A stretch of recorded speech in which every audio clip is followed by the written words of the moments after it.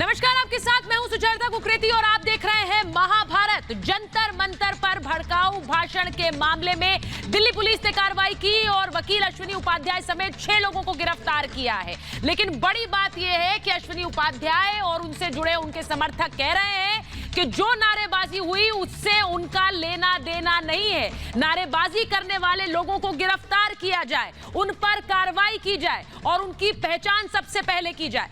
आज महाभारत में जो सवाल मैं पूछ रही हूं वो ये कि भारत जोड़ो पर किसने रची तोड़ने की साजिश। सवाल पूछ रही हूं कि जंतर मंतर पर भड़काऊ नारे आखिर साजिश किसकी। सवाल पूछ रही हूं कि जंतर मंतर पर भड़काऊ नारे लगे या फिर लगवाए गए। और सवाल यह कि मंदिर में संत हमले का क्या है जंतर मंतर कनेक्शन, क्योंकि डासना में एक साधु जो जंतर मंतर पहुंचे थे उन्हें किस तरह से ब्लेड से हमला कर घायल कर दिया गया, ये आखिर क्यों हुआ।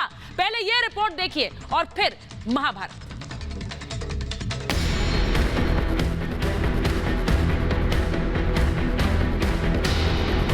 भारत जोड़ो पर किसने रची तोड़ने की साजिश। जंतर मंतर पर भड़काऊ नारे किसकी साजिश। भड़काऊ नारे लगे या लगवाए गए। जंतर मंतर का क्या है डासना कनेक्शन। जंतर मंतर पर देश को जोड़ने का कार्यक्रम कैसे देश तोड़ने का मौका बन गया, इसकी गवाह ये तस्वीरें हैं। जंतर मंतर पर भड़काऊ नारे मामले में दिल्ली पुलिस ने 6 लोगों को गिरफ्तार किया। वकील अश्विनी उपाध्याय से कई घंटों की पूछताछ के बाद पुलिस ने विनोद शर्मा, दीपक सिंह, विनीत क्रांति, प्रीत सिंह को भी गिरफ्तार कर लिया है। 6 लोगों का इस केस में हमने अरेस्ट डाला है और इसके बाद इनको कोर्ट में पेश किया। इस गिरफ्तारी के बाद अश्विनी उपाध्याय के समर्थकों ने पुलिस स्टेशन पर विरोध प्रदर्शन किया।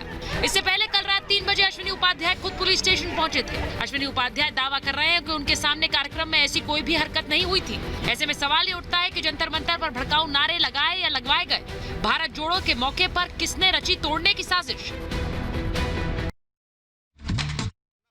8 तारीख को धरने में गए थे, 7 तारीख को यहाँ आए थे बिहार से और 8 तारीख को अश्विनी उपाध्याय जी के धरने में वो सुबह ही चले गए थे और वापस आ गए थे शाम के समय। फिर वो कल भी यहीं थे और परसों भी यहीं थे। अभी उनकी स्थिति बहुत नाजुक है, बहुत क्रिटिकल है। गाजियाबाद के डासना मंदिर में स्वामी नरेशानंद सरस्वती पर हमला करने वाले कौन थे, जो रात के अंधेरे में घुसे और पेपर कटर से स्वामी को जान से मारने की कोशिश की। इस साजिश का दिल्ली के जंतर मंतर भड़काऊ कार्यक्रम से कनेक्शन इसलिए जुड़ रहा है क्योंकि स्वामी नरेशानंद भी 7 अगस्त को कार्यक्रम में शामिल हुए थे। देखिए, लगभग 3 से 3:15 के बीच में हुआ और इस बिल्डिंग के सामने जो बिल्डिंग है उसमें वो बाहर ही सोए हुए थे, तख्त पर सोए हुए थे। उन्हें अंदर गर्मी लग रही थी तो बाहर आकर लेट गए थे और ये उनके लिए ये बहुत दुर्भाग्य का बन गया। स्वामी नरेशानंद सरस्वती की स्थिति नाजुक बनी हुई है। डासना देवी मंदिर के महंत यति नरसिम्हानंद सरस्वती के मुताबिक बदमाश उन पर हमला करने आए थे, लेकिन रात के अंधेरे में गलती से स्वामी नरेशानंद पर हमला कर दिया। चश्मदीदों के मुताबिक हमला करीब सुबह 3 बजे हुआ। मैं और वो दोनों लोग यहीं पे सोए हुए थे। करीब 3:15 या 3:30 का टाइम रहा होगा। उन पे जो हमला हुआ मैं वो नहीं जान पाया, लेकिन जब मुझ पे हमला हुआ तब मेरे मुंह से कुछ आवाज़ निकली। तब यहाँ पे बगल में और सारे लोग सोए हुए थे, सभी लोग जगे। फिर मैं भी जगा, जो है मैं चद्दर ओढ़ के सो रहा था। तो जब मैं उठा तो सभी लोग दौड़े, क्योंकि महाराज जिनको चोट लगी वो इस तरफ दौड़ते हुए जा रहे थे। शायद वो अपराधी के पीछे जा रहे थे। तो अपराधी उस तरफ से दौड़ करके दीवार फांद कर भाग गया। पुलिस भले ही जांच की बात कह रही हो, लेकिन सबसे बड़ा सवाल ये कि जंतर मंतर पर प्रदर्शन का स्वामी नरेशानंद सरस्वती पर हमले से क्या कनेक्शन है।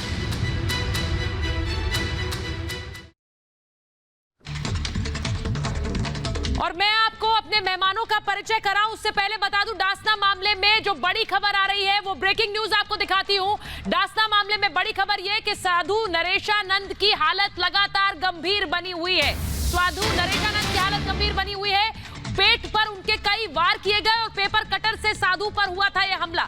मैं आपको पूरी खबर बता रही हूं क्योंकि किस तरह से भड़काऊ बयानबाजी जो कि जंतर मंतर पर हुई, जिससे अश्विनी उपाध्याय और उनके 5 साथी जिन्हें गिरफ्तार किया गया है वो साफ कह रहे हैं कि उनसे लेना देना नहीं है। लेकिन इसके बावजूद किस तरह से जो स्वामी नरेशानंद है उन पर हमला हुआ और वो इसे सीधे सीधे जंतर मंतर पर अपने पहुंचने से जोड़कर देख रहे हैं। ये सीधे सीधे अपना वहां जंतर मंतर पर पहुंचने से जोड़कर देख रहे हैं। हमारे साथ हमारे सहयोगी हिमांशु जुड़ रहे हैं सीधे डासना से और हिमांशु, मैं आपके पास आ रही हूं पहले, क्योंकि वहां पर जिस तरह की तस्वीरें सामने आई, किस तरह से हमला हुआ स्वामी नरेशानंद पर, यति नरसिम्हानंद सरस्वती कह रहे हैं कि हमला उन पर होना था, लेकिन रात के अंधेरे में शिकार हो गए स्वामी जी। बिल्कुल बिल्कुल सही बात कह रहे हैं सुचरिता, उन्हीं पर हमला होना था, क्योंकि वो लगातार जिस तरीके की वो बात करते रहे हैं, उन पर कुछ जो दूसरे समुदाय के बड़े नेता हैं उन्होंने इनाम भी रखा हुआ है कि यदि नरसिम्हानंद सरस्वती का कोई सर काट कर लाएगा तो उसे 50 लाख रुपए का नाम दिया जाएगा। और ये पहली बार नहीं हुआ है, इस आश्रम में तो 3-4 बार इस तरीके की घटनाएं हो चुकी हैं, लूटपाट हो चुकी है, यहाँ पर यहाँ के पुजारियों को मारा गया है, और नरसिम्हानंद सरस्वती के पहले जो यहाँ पर महंत थे उनकी भी हत्या कर दी गई थी। तो ये जो पूरा का पूरा आश्रम ये हमेशा से संदिग्ध रहा है। और ये देखिए सामने की तरफ वो कोने में जो तखत डला हुआ है, उसी तखत पर जो है नरेशानंद सरस्वती यहाँ पर विश्राम कर रहे थे। लगभग 11-12 बजे तक तो वो सभी लोगों के साथ में थे, लेकिन 3 बजे के आसपास यहाँ पर वो जब विश्राम कर रहे थे तो यहीं पर उनके साथ में जो पेपर कटर है उससे हमला किया गया, उनके गले पर वार किए गए, उनके पेट पर वार किया गया और ज़बरदस्त तरीके से वार किया। इतने गहरे घाव आए थे कि जो मतलब उस चीज़ को व्यक्त भी नहीं किया जा सकता, बयां भी नहीं किया जा सकता, पूरे तरीके से खून से लथपथ थे।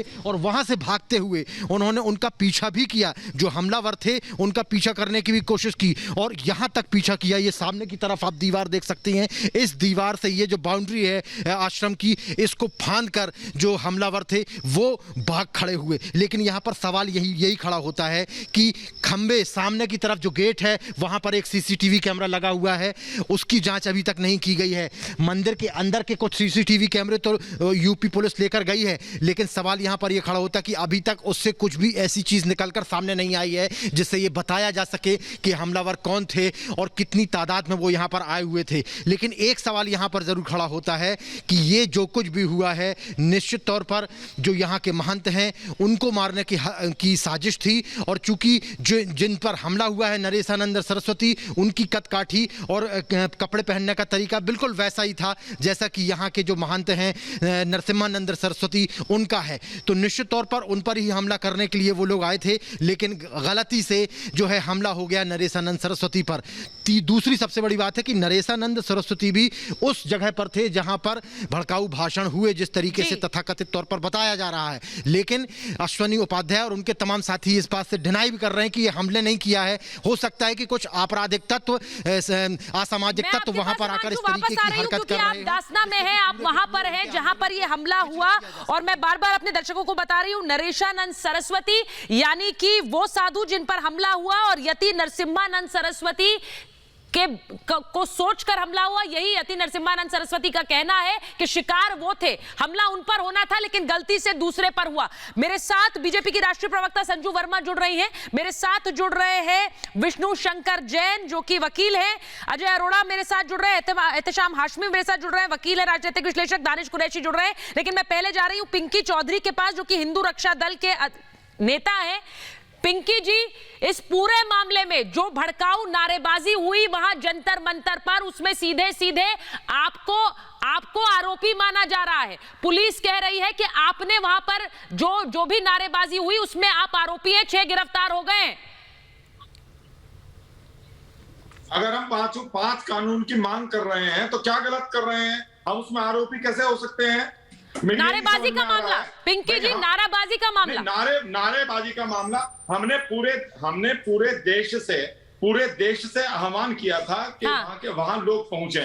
हम 5 कानून की जो मांग रहे थे तो उसके लिए सब लोग आए थे, देश के कोने कोने से लोग आए थे।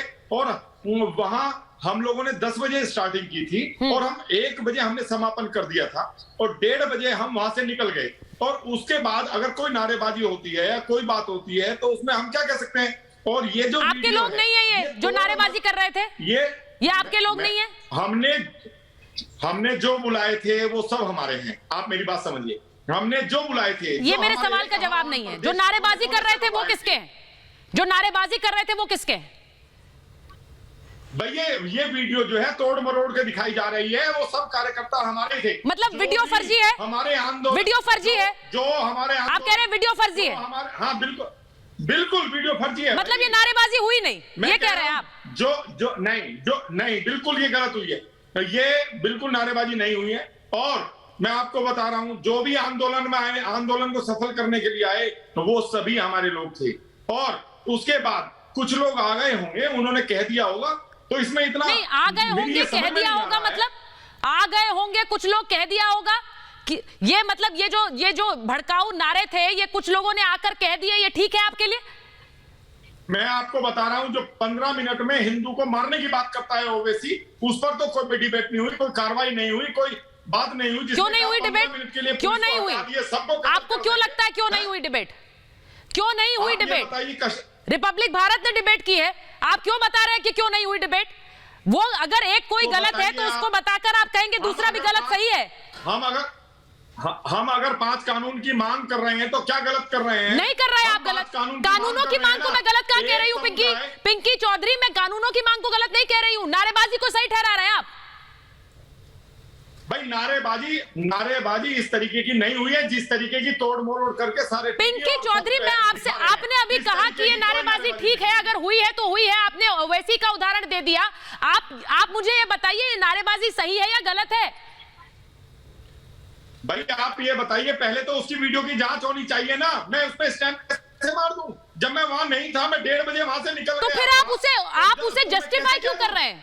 फिर आप उसे जस्टिफाई क्यों कर रहे हैं? मैं आपसे पूछ रही हूं। मैं ये कह रहा हूं, जस्टिफाई नहीं कर रहा हूं, मैं ये कह रहा हूं वहां जो भी थे सभी हमारे कार्यकर्ता थे, जो हमारे और उन्होंने ही की नारेबाजी। से लोग पहुंचे थे, उन्होंने की नारेबाजी। ये तो देखना पड़ेगा ना, ये तो देखना पड़ेगा। देखना पड़ेगा मतलब एक तरफ आप कह रहे हैं कि वहां पर सारे मेरे लोग थे, दूसरी तरफ आप कह रहे हैं नारेबाजी हुई किसने की, ये देखना पड़ेगा। सर, ये दोनों चीजें साथ कैसे हो सकती है?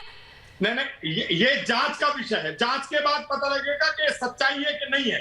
आप ये बताइए, जो ओवैसी 15 मिनट में हिंदू को काटने की बात करता है, वो कहता है मैं संसद में आवाज उठाऊंगा इस मामले की, वो गलत है, वो गलत है, वो गलत है, और उस बयान को कोई सही नहीं ठहराएगा। पिंकी चौधरी, उस बयान को कोई सही नहीं ठहराएगा। मैं ये नहीं कह रही हूँ, मैं कह रही हूँ कि एक गलत क्या दूसरे गलत को सही कर देगा? एक गलत दूसरे गलत को सही कर देगा? एक गलत दूसरे गलत को सही नहीं करता है पिंकी चौधरी, बिल्कुल नहीं करता है। लेकिन मैं कह रहा हूं, जब कश्मीर से बहन बेटियों के साथ बलात्कार होता है, घर जलाए जाते हैं, हिंदू को मारा जाता है, काटा जाता है, उसी स्तर पे बंगाल में किया जाता है। बंगाल में हिंदुओं के घर को चिन्हित करके मारा जा रहा है, जलाए जा रहे हैं। एक सेकंड, इसी सब चीजों के लिए यहाँ हमने ये आंदोलन किया था, और इसमें जो भी लोग आए थे वो हिंदुत्ववादी लोग थे, और उन पर, मेरी बात सुनिए, उन पर किसी भी तरीके की वीडियो बनाकर डाल दी जा सकती है। ठीक है, उसकी जांच होनी चाहिए, मैं तो कह रहा हूं। ठीक है, पिंकी चौधरी जो बात कह रहे हैं कि वहां पर जो लोग पहुंचे थे वो एक सोच के साथ आए थे, क्या इसी वजह से एहतेशाम हाशमी, मैं आपके पास आ रही हूं संजू जी के बाद, उसके बाद जाऊंगी। मुझे बताइए एहतेशाम हाशमी, क्या इसी वजह से स्वामी नरेशानंद सरस्वती पर हमला हुआ? वो भी गए थे वहां पर, वो गए थे इस भारत जोड़ो आंदोलन का हिस्सा बनने, और उन पर हमला हो गया, ब्लेड से मारा गया, इसी वजह से? देखिए स्वामी जी वहां गए थे, नहीं गए थे, लेकिन उनके ऊपर जो हमला हुआ है उसकी मैं कड़ी निंदा करता हूं। और मैं ये कहना चाहता हूं, और हम लोग काफी पहले से कह रहे हैं कि योगी की सरकार एक नाकाम सरकार है जो कि हमारे साधुओं की भी रक्षा नहीं कर पा रही है। मुझे लगता है सारे साधुओं को मिलके योगी को अब सिंहासन से उतारना चाहिए, और किसी काबिल व्यक्ति को आप अपने एजेंडे पर आ गए सर, बैठाना चाहिए। आप अपने एजेंडे पर आ गए। मैंने आपसे दूसरी बात पूछी, वहां पर अगर मैंने कहा एहतेशाम जी, अगर वहां पर ऐसे नारे लगे जिनको मैं जहरीले नारे कह रही हूँ, दंगाई नारे कह रही हूँ, अगर वो लगे भी तब भी क्या आप इसे सही कहेंगे? तब क्या ये हमला सही है? मुझे ये बताइए। बड़ी खबर अपने दर्शकों को बता रही हूं, भड़काऊ नारेबाजी पर बड़ी खबर। नारेबाजी करने वाले 6 लोग गिरफ्तार हुए हैं, और गिरफ्तार लोगों की कॉल डिटेल्स की जांच की जा रही है। जो 6 लोग यानी अश्विनी उपाध्याय समेत 6 लोग गिरफ्तार किए गए, उनकी कॉल डिटेल्स का पता लगाने की कोशिश हो रही है, उन्हें जुटाने की कोशिश की जा रही है। किन लोगों के बुलाने पर प्रदर्शन में वो लोग आए, पुलिस कर रही है कॉल डिटेल्स की जांच। वीडियो वायरल होने के बाद गिरफ्तारी 6 लोगों की हुई है। अमित चौधरी न्यूज रूम से मेरे साथ जुड़ रहे हैं। अमित चौधरी, उन 6 लोगों की कॉल डिटेल्स खंगाली जा रही है। बिल्कुल इसके पीछे मकसद ये है क्योंकि लगातार अश्विनी उपाध्याय कह रहे हैं कि ये जो वीडियो है ये कहीं और का है। ऐसे में पहले इन सभी 6 लोगों को हिरासत में लिया गया था, बाद में एक के खिलाफ कुछ सबूत मिले हैं और यही वजह है कि इन 6 के 6 लोगों को गिरफ्तार किया गया है। और अश्विनी उपाध्याय को इसलिए गिरफ्तार किया गया है क्योंकि उस प्रदर्शन के ऑर्गेनाइजर अश्विनी उपाध्याय हैं और अब सभी के कॉल डिटेल खंगाले जाएंगे कि आखिर किनके इशारे पर ये लोग आए थे, किन किन लोगों को बुलाया गया था,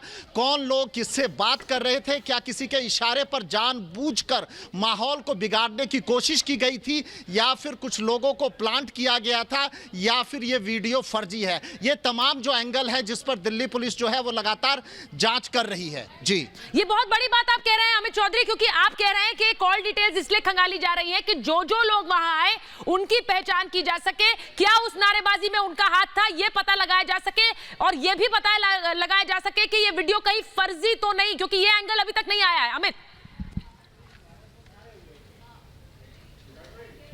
देखिए बिल्कुल मैं आपको बताना चाहूंगा कि यही वजह है कि लगातार इस मामले पर, क्योंकि देखिए लगातार ये वायरल हो रहा था ये वीडियो और सोशल मीडिया पर भी इस तरीके की आवाजें उठने लगी थी कि अश्विनी उपाध्याय को गिरफ्तार किया जाए, लेकिन अश्विनी उपाध्याय का कहना था कि उनके सामने सब कुछ नहीं हुआ और ना ही वो किसी को जानते हैं। ऐसे में अब ये कौन लोग हैं, इसलिए जरूरी हो गया कि कॉल डिटेल खंगाली जाए और कॉल डिटेल से पता लग जाएगा कि उस दौरान किन किन लोगों से बातचीत हो रही थी, क्या अश्विनी उपाध्याय को मालूम था या फिर अश्विनी उपाध्याय सच में नहीं जानते थे। इस तरीके की जो चीजें हैं उसका सच क्या है, इसको खंगालने के लिए, इसको जांचने के लिए, इसको पुख्ता करने के लिए जो कॉल डिटेल है उसको खंगाला जा रहा है फिलहाल। जी बिल्कुल अमित, बहुत बहुत धन्यवाद आपका। तो अमित बता रहे हैं कि कॉल डिटेल्स को खंगाला जाएगा और उसके बाद पूरे मामले की तफ्तीश की जा रही है। मैं ये तस्वीरें आपको दिखा रही हूं यति नरसिम्हानंद सरस्वती के दासना आश्रम की, जहां पर कुछ लोगों ने जाकर हमला किया और जिस हमले में स्वामी नरेशानंद सरस्वती घायल हुए हैं, उनकी हालत नाजुक बताई जा रही है। तस्वीरें आपको वहीं की दिखा रही हूं। संजू वर्मा जी आपके पास आ रही हूं। संजू वर्मा जी, जिस तरह की भड़काऊ बयानबाजी हुई उसे सही नहीं ठहराया जा सकता, लेकिन आपको लगता है कि इस मामले में कई और पेच है? सुचारिता जी, एक चीज जो मैं स्पष्ट करना चाहती हूँ वो ये है कि जिस जहरीले वीडियो के वायरल होने के संदर्भ में बात की जा रही है, आज की डिबेट हो रही है और जिसके चलते दिल्ली पुलिस ने अश्विनी उपाध्याय के समेत 5 और लोगों को गिरफ्तार किया है। ताज्जुब की बात तो ये है, हालांकि मैं ये पहले स्पष्ट करना चाहती हूँ कि दिल्ली पुलिस बहुत सक्षम है और वो कार्रवाई करेगी और हमें अपनी पुलिस प्रक्रिया और जांच एजेंसियों पर भरोसा रखना चाहिए।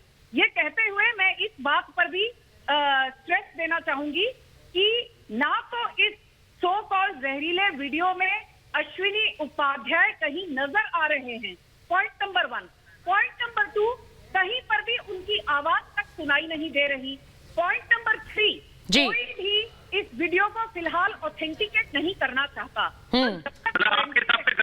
इस वीडियो को ऑथेंटिकेट नहीं कर लेते, ये निर्णय पर पहुंचना कि आवाज नहीं आ रही संजू जी की, थोड़ी बढ़ाइए। 1 मिनट। ये कहना कि अश्विनी उपाध्याय ने भड़काऊ भाषण दिए थे कि गलत होगा, जांच नीतियों पर आप थोड़ा धैर्य रखकर उन पर भरोसा रखिए। अजय अरोड़ा जी, उन्हें बोलने दीजिए, उसके बाद बोलिए। नरेशानंद सरस्वती पर जो कट्टरवादियों ने हमला किया उस पर कुछ टिप्पणी होगी या नहीं? अश्विनी उपाध्याय को यदि सजा मिलनी होगी मिलेगी, गिरफ्तारी हो चुकी है, पर जो लोग अश्विनी उपाध्याय का नाम लेकर हाय हायकार दुहाई बजा रहे हैं, मैं बता दूं ये वही लोग हैं जो अमानुल्लाह खान, शर्जील उस्मानी, शर्जील इमाम, जब ये लोग कहते हैं राम भक्त आतंकवादी हैं, इनके मुंह पर चुप्पी ताला लग जाता है। ये दोगलापन क्यों भाई? मैं उस्मानी के खिलाफ बोलने में आपको डर क्यों लगता है? बोलने में आपके मुंह में दही क्यों जम जाता है? ठीक है, मैं दानिश कुरैशी के पास जा रही हूँ एक बार। अजय जी आपके पास आऊंगी। दानिश कुरैशी, दानिश जी आप तो बहुत मजे से अपनी चाय का लुत्फ ले रहे हैं, लेकिन कैमरा ऑन होते ही आप चिल्लाना शुरू कर देंगे, मुझे पता है ये बात। कैमरा ऑन होते ही आप चिल्लाएंगे, लेकिन मुझे ये बता दीजिए कि जो हुआ, ये जहरीली बयानबाजी, सुनिए दानिश जी, ये जहरीली बयानबाजी का कोई पक्षधर नहीं है और इसीलिए मैंने पिंकी चौधरी से सीधे सीधे कहा ये कौन लोग हैं, मुझे ये बताइए जो स्वामी जी पर हमला हुआ उस पर चुप्पी क्यों है? इस पर इतना हंगामा, और जहां पर एक व्यक्ति पर हमला हो गया, उनकी हालत नाजुक है, उस पर इतनी चुप्पी। देखिए सुचारिता, मैं आपको बताऊं कि किसी विष्णु जी इसके बाद आ रही हूं आपके पास में किसी भी व्यक्ति पर किसी भी प्रकार का हमला बर्दाश्त नहीं है, लेकिन जिनके बदले में उनके ऊपर हमला हुआ है, ऐसा बताया जा रहा है यति नरसिम्हानंद, वो आतंकवादी जो गंगा के तट पे से खड़े रह के हिंदू युवाओं को।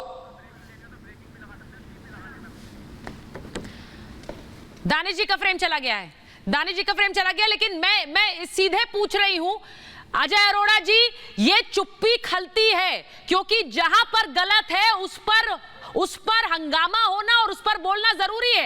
अगर वहां जहरीली बयानबाजी है तो वो गलत है, यहां हमला हुआ तो उस पर भी तो बोलिए। सुचारिता जी, हम सब पे बोलेंगे, जहां जहां गलत हुआ हम बोलेंगे। अभी बहन संजू जी बात कर रही थी कि अश्विनी आनंद जी नहीं थे, फलाने नहीं थे, वीडियो रिकॉर्डिंग गलत है, सब कुछ गलत बता रही थी। इस तरह से नहीं होता, पहले स्वीकार करना चाहिए। भारतीय जनता पार्टी की प्रवक्ता को स्वीकार करना चाहिए था। और अगर कोई गिरफ्तार हुआ है तो किसी कारण से गिरफ्तार हुआ है, किसी कारण से गिरफ्तार, ऐसे गिरफ्तार नहीं हुआ। सही कह रहे हैं आप। सुचारिता, आपने प्रश्न किया कि चुप्पी क्यों है? चुप्पी नहीं है सुचारिता, हम तो बोल रहे हैं चुप्पी भारतीय जनता पार्टी। अजय अरोड़ा जी, मैं सिर्फ ये कह रही हूँ कि वहां गिरफ्तारी हो गई, इसी पुलिस पर आपने कितनी बार सवाल उठाए, वहां गिरफ्तारी हो गई है, लेकिन यहाँ पर हमले में एक साधु जिनकी हालत नाजुक है उस पर क्यों नहीं बोलते? कौन है वो जो हमला करने गए? सुचारिता जी, हम सब पे बोलते हैं कि साधु की जो विष्णु जी के पास जा रही, साधु जी पे जो कोशिश की मार कुटाई की, उसकी हम निंदा करते हैं। जहां तक सुचारिता आपने बात रखी, जिस प्रकार से संजू वर्मा जी बड़ी सफाई से बात कर रही थी कि हमारे कार्यकर्ता नहीं है। एक सेकंड सर, निंदा करते हैं। नहीं, एक मिनट, मैं आपको एक चीज कहती हूँ विष्णु जी, ये यहाँ पर एक साधु के हमले पर निंदा करते हैं, जिनकी हालत नाजुक है, जिनकी हालत बिगड़ रही है दिन भर हर घंटे, उनके लिए ये निंदा करते हैं। लेकिन वहां जहरीली बयानबाजी हुई, उस पर ये गिरफ्तारी की मांग करते हुए हंगामा करते हैं। वहां पर दो पैमाने क्यों हैं विष्णु जी? दो पैमाने क्यों हैं विष्णु जी? यही मेरा विरोध है, एक सेकंड अजय जी आराम से बात करने का सही ढंग से उठा रहे हैं तो आपके दो मुंह दो पैमाने कैसे हो सकते हैं? अगर आपकी बात जस्टिस की है, अगर आपकी बात इक्वालिटी की है, तो आप अपनी बात सबके लिए रखिए।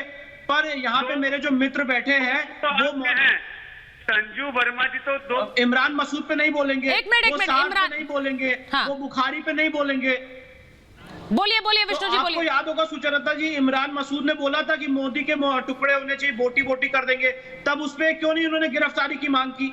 सवाल मैं यहाँ पे ये नहीं कह रहा हूँ सुचरिता जी कि अगर किसी ने गलत किया तो ये भी सही है, पर सवाल ये है, मेरा आपके सामने बहुत संजीदगी से विषय रखना चाहता हूँ कि अश्विनी उपाध्याय जी एक कार्यक्रम के ऑर्गेनाइजर है, और आपके सामने बहुत ही सीरियसली बात रखना चाहता हूं, ना ऑर्गेनाइजर ने ना मंच से ऐसा कोई बयान नहीं दिया गया। तो सवाल यह है कि आप, और लॉ में एक बहुत इंपॉर्टेंट प्रिजम्पशन है, presume innocent unless prove guilty. तो अगर आप किसी को गिरफ्तार कर रहे हैं, इसका यह मतलब नहीं है कि वो दोषी है। अश्विनी उपाध्याय की गिरफ्तारी खुद में गलत है, आप उनको गिरफ्तार नहीं कर सकते थे, क्योंकि अगर यहाँ पे आप मुझे एक भी वीडियो दिखा दें जहां पे अश्विनी उपाध्याय दिख रहे हैं आपको भड़काऊ भाषण करते हुए, मैं एक शब्द नहीं बोलूंगा।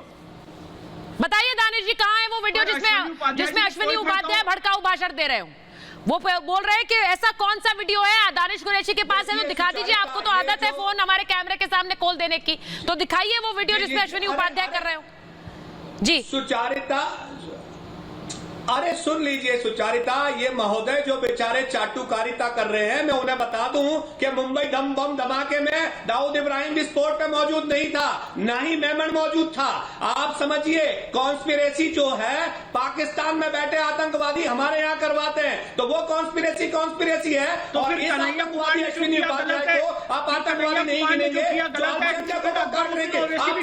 मैं बात कर रहा हूँ, आप चुप हो जाइए। आप बोल रहे थे मैं चुप था, जनाब आप बोल रहे थे मैं चुप था, सुनिए मेरी बात। यति नरसिम्हानंद जैसा आतंकवादी जो गंगा के तट पे खड़े रह के हिंदू नौजवानों को आह्वान करता है कि मुसलमानों के सामने हथियार उठाओ, तब जब योगी उसके खिलाफ आतंकवादी मामला दर्ज नहीं करता और उसके बदले किसी संत पे हमला होता है तो आप निंदा की बात कर रहे हैं। देखिए, सभ्य समाज किसी भी हमले को बर्दाश्त नहीं करेगा, चाहे वो संत पे हो या सामान्य नागरिक पे हो। आपको कानून नहीं पता तो पहले जान के आ जाइए। लेकिन दिल्ली की जमीन पर, दिल्ली की सरजमीन पर अगर अल्पसंख्यकों को काटने की बात कही जा रही है तो मैं ये कह रहा हूं कि इंटेलिजेंसी क्या कर रही है। अगर पार्लियामेंट से चंद मिनटों दूर अगर इस तरीके के आतंकवादी गिरोह के लोग वहां पहुंच गए तो आप बताइए, क्या हमारा प्रधानमंत्री सुरक्षित है? क्या हमारे मेंबर ऑफ पार्लियामेंट सुरक्षित है?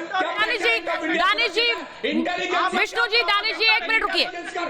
विष्णु जी, दानिश जी एक मिनट रुकिए। आतंकवादी है, इनके खिलाफ भारतीय सेना मेरे साथ छूट देनी चाहिए ताकि इनके गुण गिन के और चुन जाए जो देश को तोड़ने की बात कर रहे हैं, जोड़ने के नाम पर। देश को तोड़ने की बात कौन कर रहे हैं? वही सवाल मैं पूछ रही हूँ। ये प्रोपेगेंडा था, ये आयोजित था या प्रायोजित था? ये नारेबाजी आयोजित थी या प्रायोजित थी? संविधान का प्रहरी बन के खड़ा हुआ है। नहीं, आप तो संविधान के प्रहरी बनकर खड़े हुए हैं दानिश जी, लेकिन मुझे बताइए वो प्रहरी अपने हिसाब से क्यों बोलता है? वो हिसाब से क्यों बोलता है? वो वीडियो जो सामने आए, जो विष्णु जी कह रहे हैं, ऐसे कितने वीडियो सामने आए जिसमें सर कलम करने की धमकी थी? उनकी गिरफ्तारी की मांग की दानिश कुरैशी ने। वीडियो जिसमें व्यक्ति बोलता हुआ नजर आ रहा है, उन्होंने इमरान मसूद का उदाहरण दिया। और हम ये कह रहे हैं कि देश का अल्पसंख्यक, आपने सुनिए मेरी बात, हिंदू तो रिलीजन ही नहीं है सुप्रीम कोर्ट के मुताबिक, और जिनका रिलीजन नहीं है वो अगर ये कहते हैं कि अल्लाह काटा जाएगा, मुल्ला राम। एक सेकंड देखिए, एक सेकंड दानिश जी, पहली बात तो ये नारेबाजी, भड़काऊ बयान करने की जरूरत नहीं है। मैंने भी एक सोच के साथ ही वो भड़काऊ नारे नहीं दिखाए हैं, क्योंकि ये भड़काऊ बयानबाजी लोगों को उकसाती है और आप यहाँ बैठकर उन्हें दोहरा रहे हैं। आप उन्हें बैठकर यहाँ दोहरा रहे हैं। कौन आग लगा रहा है? कौन आग लगा रहा है?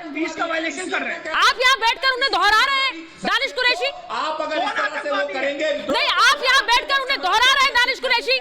मैं उन्हें एक मंशा के साथ नहीं दिखाना चाहती हूँ, क्योंकि मैं वो नारेबाजी की गूंज नहीं चाहती हूँ। ये कहते हैं कि आप यहाँ बैठकर दोहराएंगे और फिर कहेंगे कि ये देखिए ये हो रहा है। जिम्मेदारी भारत के प्रधानमंत्री की नहीं सर, बहुत सैड है, बहुत सैड है दानिश जी। मैं आपको रोक रही हूँ क्योंकि मुझे ये बयानबाजी चैनल पर नहीं चाहिए। मैं इसीलिए वो नारे भी नहीं दिखा रही। खंडन क्यों नहीं आया? उन्होंने क्यों विश्वास नहीं दिलाया? दानिश जी एक मिनट, नहीं, संजू जी ने बहुत सही बोला था और वही विष्णु जी कह रहे हैं कि एक वीडियो दिखा दीजिए जिसमें वो नारेबाजी कर रहे हो।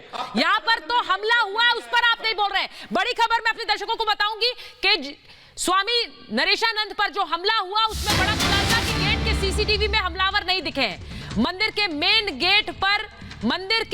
गेट पे जो तस्वीरें आई उसमें हमलावर नहीं दिखे। नरेशानंद की हालत बिगड़ रही है, लगातार उनकी हालत बिगड़ रही है और ये कहा जा रहा है कि किस तरह से कटर से हमला हुआ उन पर और उनकी हालत लगातार बिगड़ रही है। डासना के उसी आश्रम की तस्वीरें दिखा रही हूं। यति नरसिम्हानंद सरस्वती का वो आश्रम है जहां पर यह हमला हुआ और उसके बाद से लगातार यहां सिक्योरिटी बढ़ाई गई है।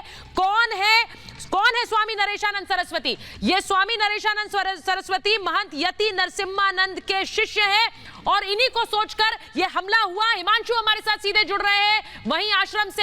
हिमांशु, तस्वीरें मैं अपने दर्शकों को दिखा रही हूं। मैं चाहूंगी कि आप आश्रम की तस्वीरें दिखाएं क्योंकि वहां सिक्योरिटी बढ़ाई गई है। इनका सीधा जंतर मंतर पर इसी कार्यक्रम में शामिल हुए थे ये।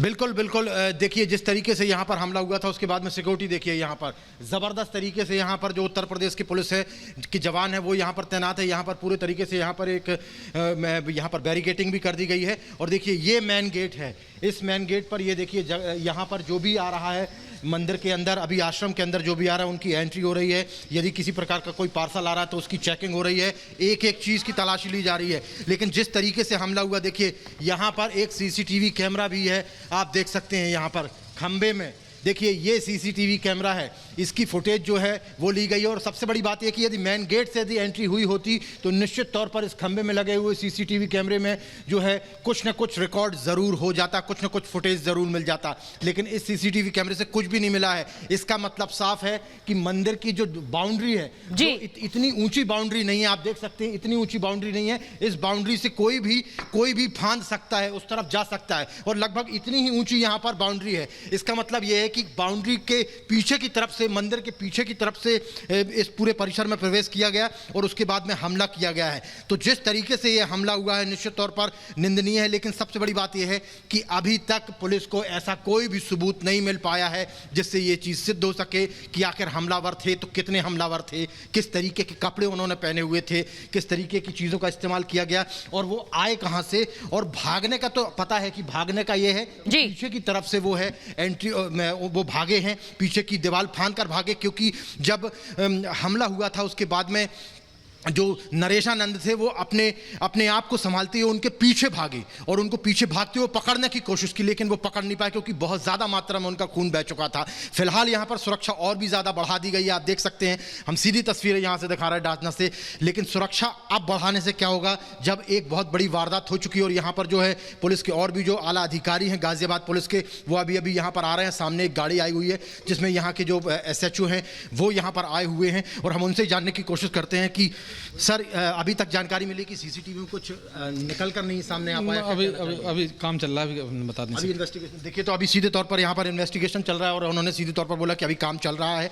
यहाँ पर एक बार फिर से वो निगरानी करने के लिए आए हैं कि जिस तरीके के सुरक्षा के इंतजाम किए गए थे उस तरीके के इंतजाम हैं या नहीं हैं। लेकिन फिलहाल अभी पुलिस के पास में कोई पुख्ता सबूत हाथ नहीं लग पाया है जिससे ये सिद्ध किया जा सके कि हमलावर जो थे वो कौन थे। और देखिए यहाँ पर जो बड़े अधिकारी हैं वो आए हुए हैं, पेट्रोलिंग पर आए हुए हैं। ये पूरे कैंपस के अंदर लगभग 70 बीघे का ये कैंपस है। यहाँ पर एक जलाशय भी है, अलग अलग मंदिर भी हैं। इन तमाम जगहों पर जो है पुलिस जो है छानबीन कर रही कि आखिर आए होंगे तो कहाँ से आए होंगे। और देखिए यहाँ पर जो है इन्वेस्टिगेशन जो है गाजियाबाद पुलिस का, यूपी पुलिस का, वो जारी है। तो सुचरिता सीधी बात है कि फुटेज में अभी तक कुछ निकलकर सामने नहीं आ पाया है। पुलिस पूरे तरीके से छानबीन कर रही है।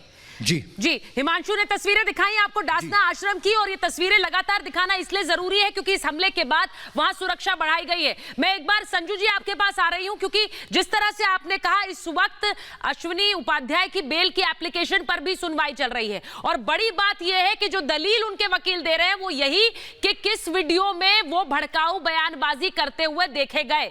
सवाल मेरा यह है कि जिस भड़काऊ बयानबाजी को लेकर ये पूरा विवाद खड़ा हुआ है, उस भड़काऊ बयानबाजी का एक भी सबूत क्या सामने है? सुचरिता जी, आपने बहुत ही अहम सवाल पूछा क्योंकि प्रतिशोध और आरोप प्रत्यारोप की राजनीति में हम कई बार ये भूल जाते हैं कि जैसा कि एक और पैनलिस्ट ने कहा, जो basic principle of natural justice वो ये कहता है you are innocent till proven guilty. और जो आरोप लगाता है, और यहाँ तो आरोप बेहद संगीन आरोप है सांप्रदायिकता फैलाने का, तो जो संगीन आरोप लगाता है ये उसकी जिम्मेदारी और जवाबदेही होती है कि आप प्रमाण सहित, आप सबूत सहित अपने आरोपों को सिद्ध करिए।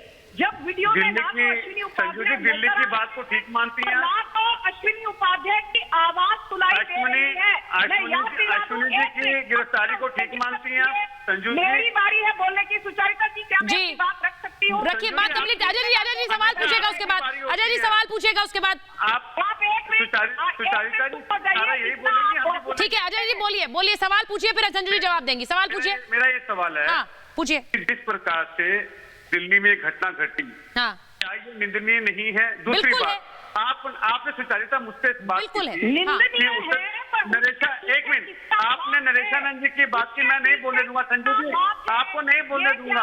आपने नरेशानंद जी की बात की, मैं कह रहा हूँ आपकी निंदनीय है। और एक तो होती है गिरफ्तारी, एक होती है डबल गिरफ्तारी। संजू जी नहीं बोलने दूंगा, अपना टेप रिकॉर्डर बंद कर दें आप। अच्छा ठीक है, ऐसे नहीं। अश्विनी आनंद को क्यों बचा रही हैं? संजू जी उनका सवाल सुन लीजिए, संजू जी सवाल सुन लीजिए। अच्छा बोलिए अजय जी बोलिए। आपको नहीं बचाना चाहिए क्या? आप मिल रही है अश्विनी आनंद से, आपको क्यों बचा रहे हैं? हम तो उत्तर प्रदेश की घटना में किसी को नहीं बचा रहे। हम तो कह रहे हैं नरेशानंद जी पे जो आरोप, जो पिटाई हुई, जो चोट लगी, इस प्रकार से गंभीर चोट लगी, डबल गिरफ्तारी हो संजू जी, डबल गिरफ्तारी हो। उत्तर प्रदेश में ऐसा बात समझ आएगी क्या? महंत नारायण गिरी मेरे साथ जुड़ गए हैं। प्रशासन से अपील करते हैं कि डबल गिरफ्तारी हो उत्तर प्रदेश में, डबल।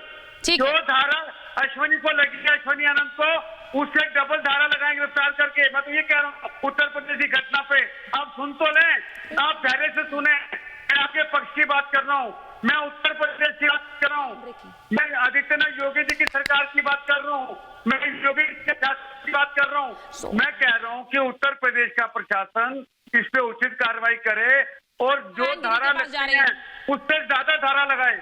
ठीक है, आप कह रहे हैं उससे ज्यादा धाराएं लगाई जाए।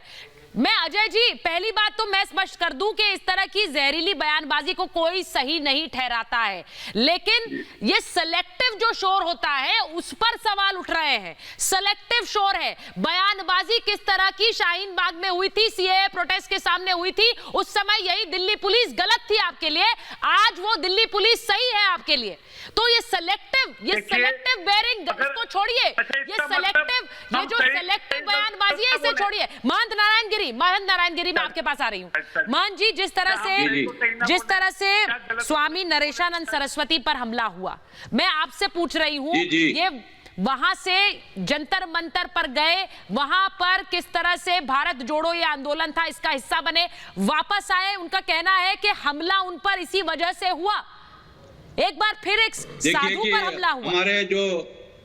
हमारे जो साधु संत है वो शांतिपूर्वक देश में हमेशा शांति के लिए काम करने वाले हैं। वहां जंतर मंतर पर भी वो शांतिपूर्वक धरना देने के लिए गए थे और कहीं न कहीं साधु को स्थान में जाकर रात को रुकता ही है। हाँ। ये देखिए विद्रोही लोगों का कि बहुत लोग ऐसे बात में खुलेआम धमकी देते हैं कि उसका सिर काट देंगे, 1 करोड़ रुपए देंगे, ये देंगे वो देंगे, और कितने बार भी हमको हमेशा से सहन शक्ति से सहन करते रहते हैं। मान लीजिए उत्तर प्रदेश में हमारा योगी जी का सरकार है और बहुत ही अच्छा सरकार चल रहा है, लोकप्रिय सरकार है और विशेष रूप से सारा प्रशासन लगा हुआ अच्छा काम करने के लिए। तो ये विद्रोही लोग जो विद्रोही हैं वो लोग बीच बीच में उस्काते रहते हैं और इस तरह से कृत्य करते हैं, ऐसा कृत्य करते हैं कि ऐसा षड्यंत्र करते हैं कि योगी जी पूरी तरह से बदनाम करने के लिए ऐसा काम करते हैं ये लोग विशेष रूप से।